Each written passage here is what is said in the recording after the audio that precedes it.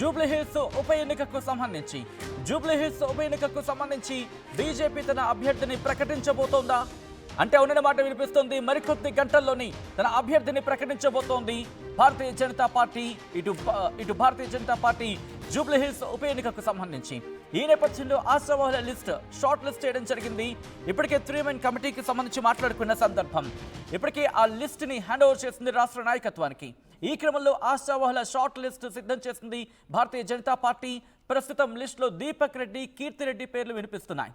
List తో రేపు ఢిల్లీకి వెళ్లబోతున్నారు భారతీయ జనతా పార్టీ తెలంగాణ చీఫ్ రామచంద్రరావు.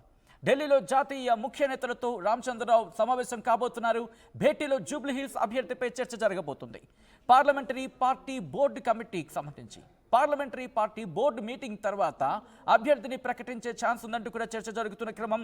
ఈ నేపథ్యంలో ఇటు జూబ్లీహిల్స్ ఉప ఎన్నిక కాకరేపుతున్న పరిస్థితి. ఇప్పటికీ అభ్యర్థులను ప్రకటించేసే భారతీయ జనతా పార్టీ మినహా కాంగ్రెస్ అండ్ అలాగే బీఆర్ఎస్. సో ఈ నేపథ్యంలో ఇటు భారతీయ జనతా పార్టీకి సంబంధించి ఎవరిని ఖరారు చేసే అవకాశం ఉంది, ఎవరి పేర్లు, మరి ముఖ్యంగా ఎవరి పేరు ఇప్పుడు విస్తృతంగా వినిపిస్తోంది.